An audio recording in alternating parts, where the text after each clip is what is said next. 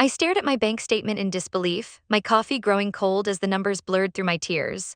$17,000, gone. My name is Sarah Mitchell, I'm 28 years old, and I just discovered that my mother-in-law had been systematically draining my accounts for over 2 years. While I was working double shifts as a pediatric nurse and cutting coupons to save for my daughter's college fund, was living it up on my dime. Designer handbags, spa weekends, and apparently a brand new Mercedes, all funded by the woman she called too young and naive to handle money properly. But I wasn't naive anymore, and I was about to show her exactly what this young mother was capable of when pushed too far. It started innocently enough, like most betrayals do. When my daughter Emma was born 3 years ago, my husband Jake and I were overwhelmed.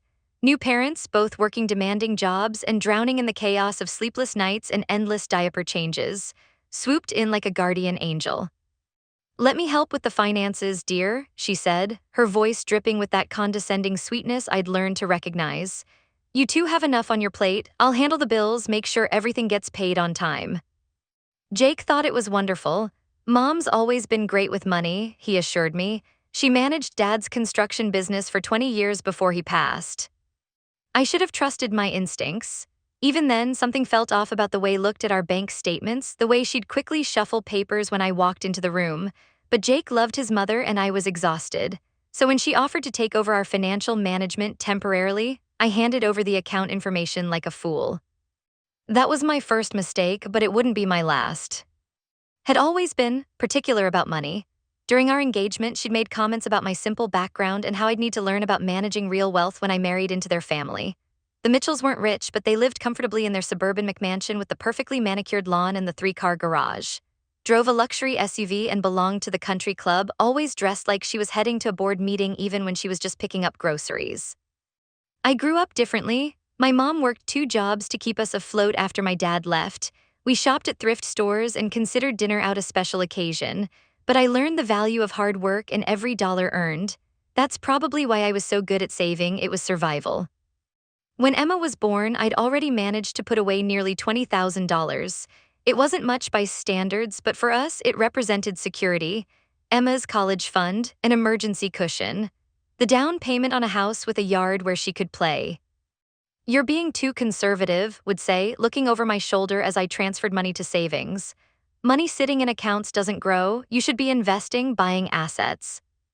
Maybe she was right about investing, but something about the way she said it made my skin crawl, like she was already planning how to spend it. I worked nights at the children's hospital, 12-hour shifts that left me drained but doubled my hourly rate. While Jake slept and Emma was with the babysitter, I'd be in the NICU, caring for the tiniest patients, thinking about how every overtime hour was another $100 toward our future. I'd come home at dawn, pump breast milk, grab 3 hours of sleep, then wake up to play with Emma before Jake left for his job at the engineering firm. It was exhausting, but it was worth it, or so I thought. Had a key to our house, another decision I regretted. She'd come by during the day while we were both at work, ostensibly to check on things or drop off groceries. "Just looking out for my family," she'd say. I started noticing small things, bills that I thought I'd paid showing up as past due, credit card statements with charges I didn't recognize. When I'd ask about them, she'd wave me off. "Don't worry about it, dear, I handled it. Sometimes there are processing delays or errors. I've got everything under control." And like an idiot, I believed her. The truth came out on a Tuesday morning in March, exactly 2 years and 4 months after I'd handed over control of our finances. Emma had been fussy all night, running a low fever, and I'd called in sick to work. Jake had already left for a client meeting, so it was just me and my cranky toddler, both of us exhausted and emotional. I decided to check our accounts online, something I'd been meaning to do for weeks but kept putting off. Handled everything so efficiently, sent us monthly summaries, always assured us we were doing fine. But Emma's fever had me thinking about emergency funds and doctor visits, and I wanted to see exactly what we had available. The checking account looked normal, about $3,000, which seemed right, but when I clicked on savings, my heart stopped. The balance read $2,847.23. I stared at the screen, certain there was a mistake. There should have been at least $17,000 in that account. I refreshed the page, same number. With shaking hands, I scrolled through the transaction history. What I saw made me physically sick. Withdrawals, dozens of them, some small, a few hundred here and there, but others massive. 2,000, 3,000, 5,000 at once. all authorized with my PIN number, which had needed for emergencies. The dates painted a horrifying picture. It had been going on for over 2 years. Systematic theft, carefully timed to avoid detection, never quite enough to zero out the account, always leaving just enough so that if I glanced at a statement, it would look reasonable. But it was the attached memos that really destroyed me. A car payment Mercedes. A spa retreat Scottsdale. A designer handbag. A country club membership renewals. She hadn't even tried to hide it. She'd literally been using my money to fund her lifestyle while I worked myself to exhaustion. Emma was crying in her high chair, but I couldn't move. I just sat there staring at the evidence of my mother-in-law's betrayal, feeling like the world's biggest fool. Then I got angry. Not the quiet, simmer-under-the-surface anger I'd felt before when made her little comments about my quaint upbringing or my adorable attempt at budgeting. This was rage, pure white-hot fury that made my hands shake and my vision blur. She had stolen my daughter's future. While I worked nights and weekends, while I pumped breast milk in hospital break rooms and survived on 3 hours of sleep, she was living like a queen on money I'd earned with my own sweat and sacrifice. I called Jake immediately. "Sarah, why aren't you at work? Is Emma okay?" "Your mother," I said, my voice deadly calm, "has been stealing from us." Silence. "What are you talking about?"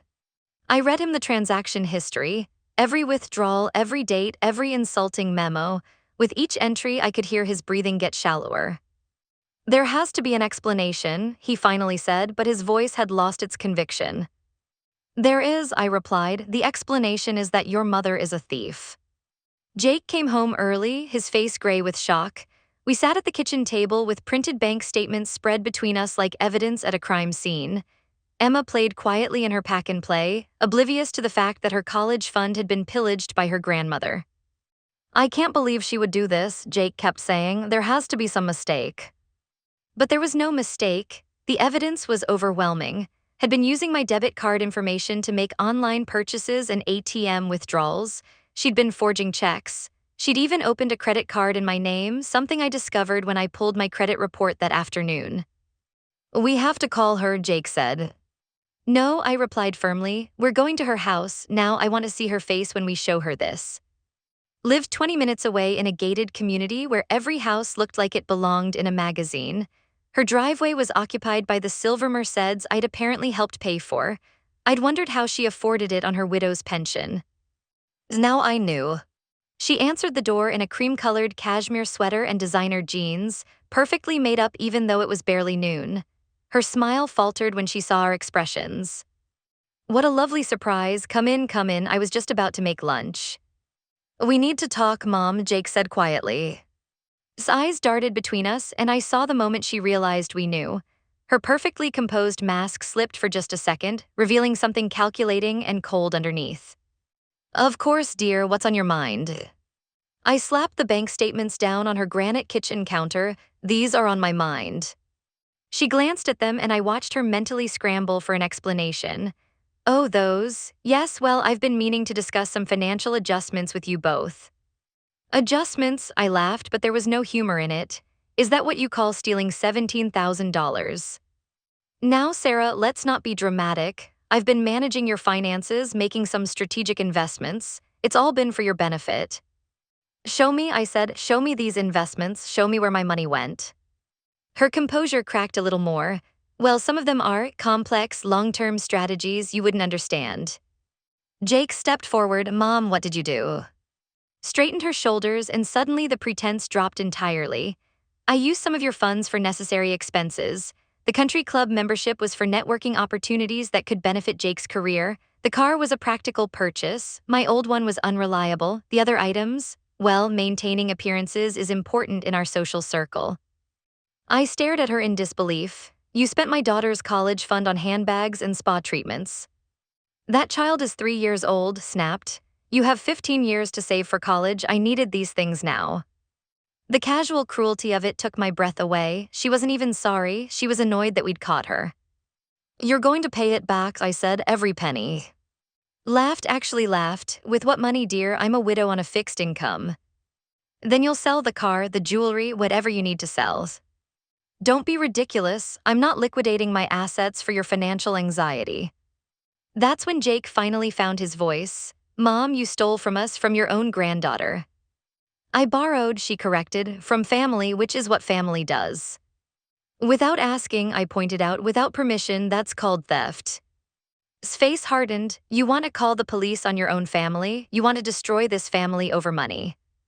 You already destroyed it, I said quietly. You just don't realize it yet. I spent that night researching everything I could about financial fraud and identity theft.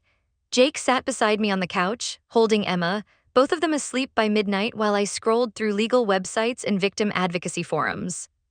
The picture wasn't pretty, even though it was family. What she'd done was absolutely criminal. Identity theft, fraud, forgery, she'd committed multiple felonies. But prosecuting your mother-in-law isn't exactly a simple family matter. I called in sick to work again the next day and drove to the police station. The officer who took my statement was sympathetic but direct. These cases are tough when it's family, he told me. Even with clear evidence, prosecutors are sometimes reluctant to pursue charges unless the victims are willing to follow through completely. I'm willing, I said without hesitation.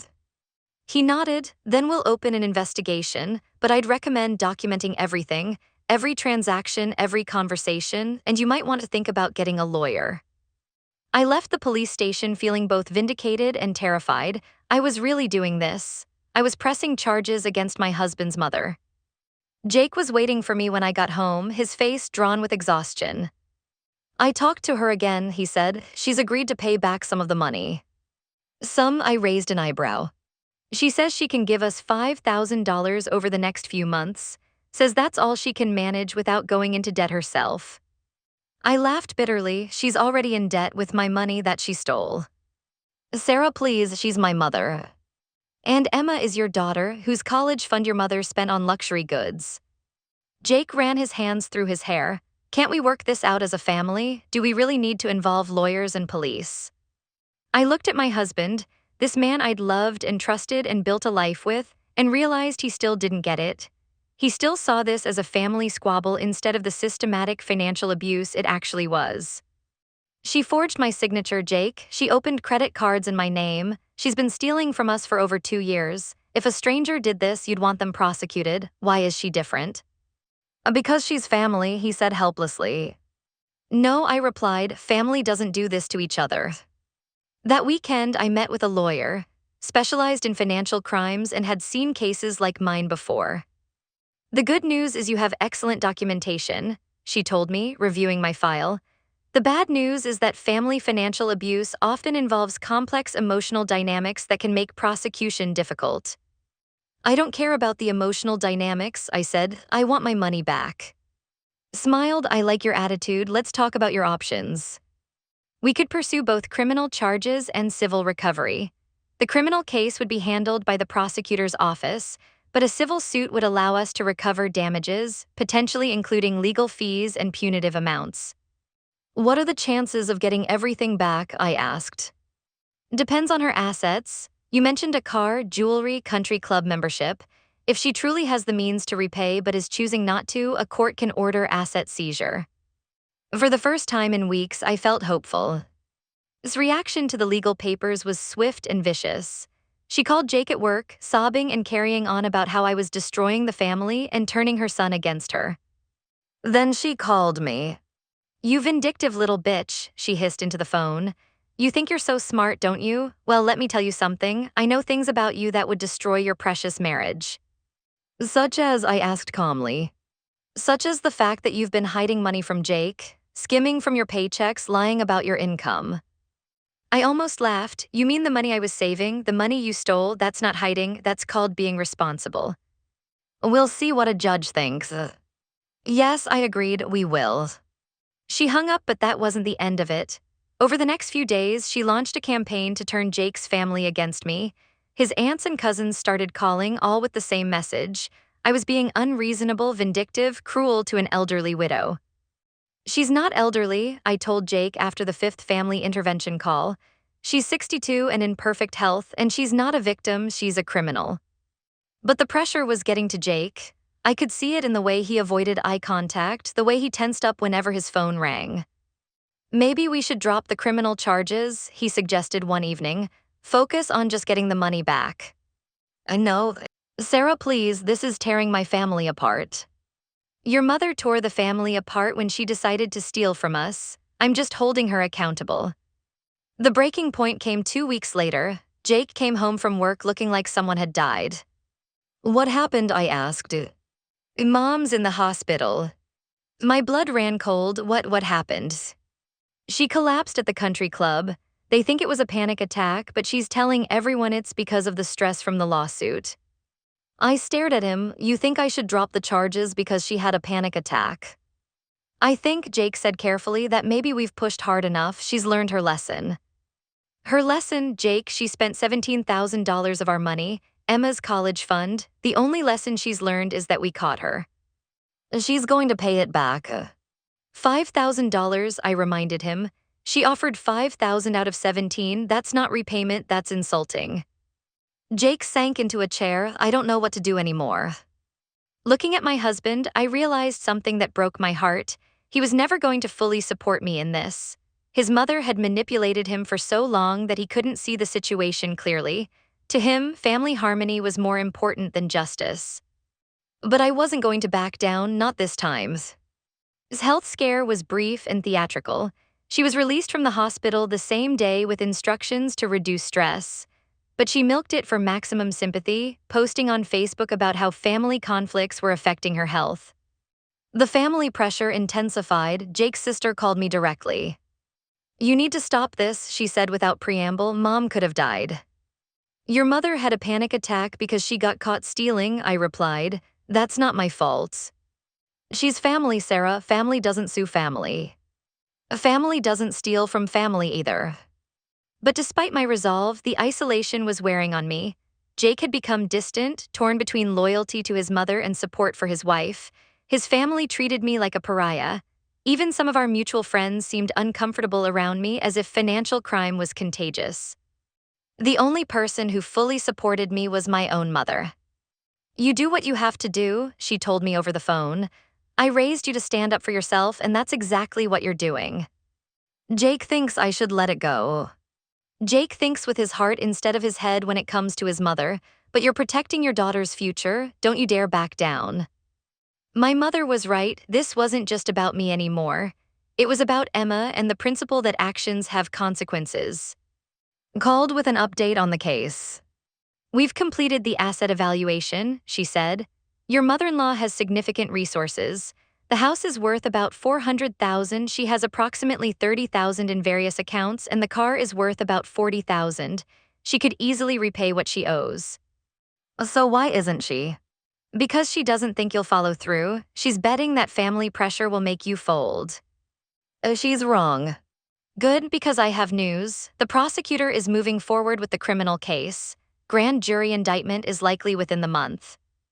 I felt a mixture of relief and dread. There was no going back now. The indictment came down on a Thursday.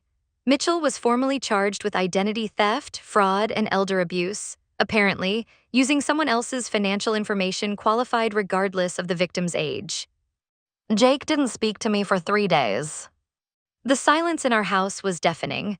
We moved around each other like polite strangers, communicating only about Emma's needs. I'd catch him staring at me sometimes with an expression I couldn't read, disappointment, maybe, or disbelief that his wife could be so ruthless.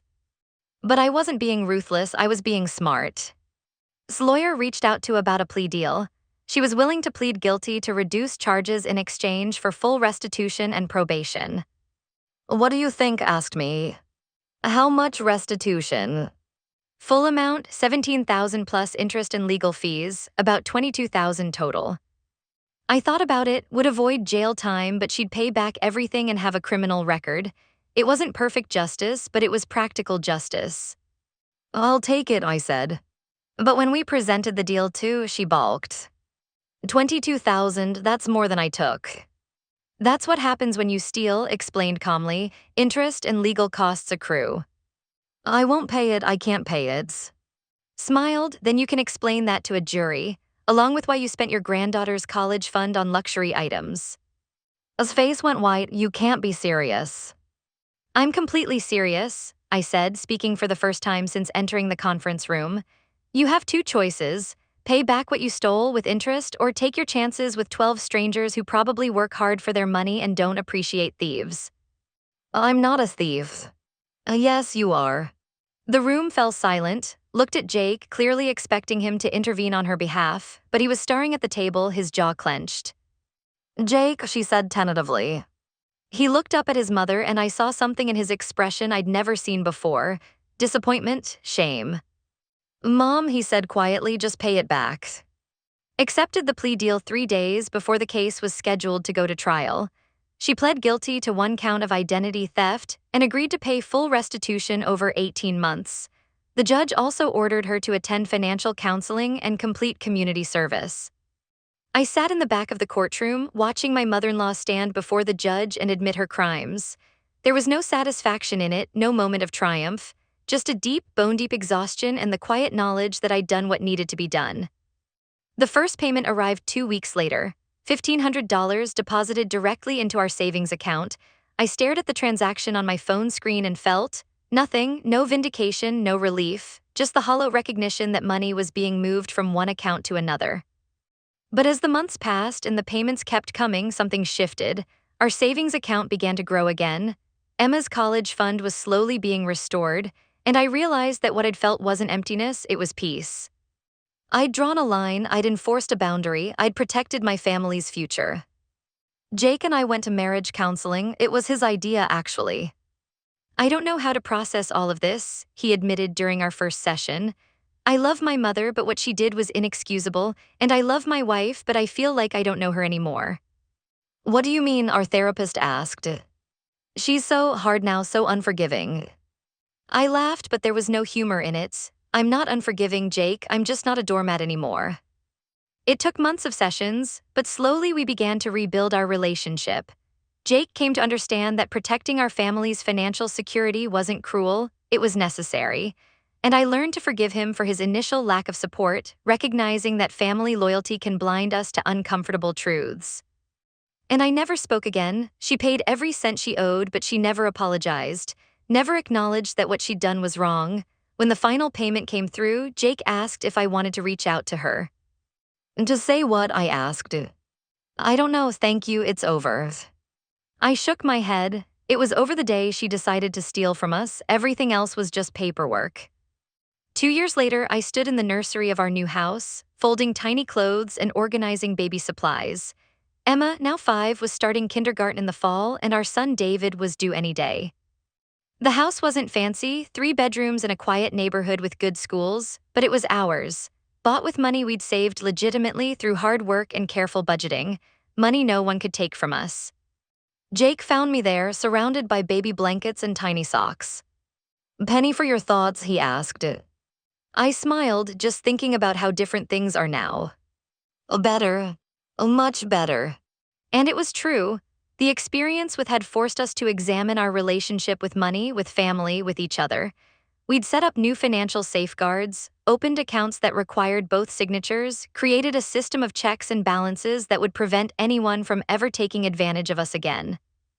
Emma's college fund was fully restored and then some. We'd also started a fund for David, learning from our mistakes.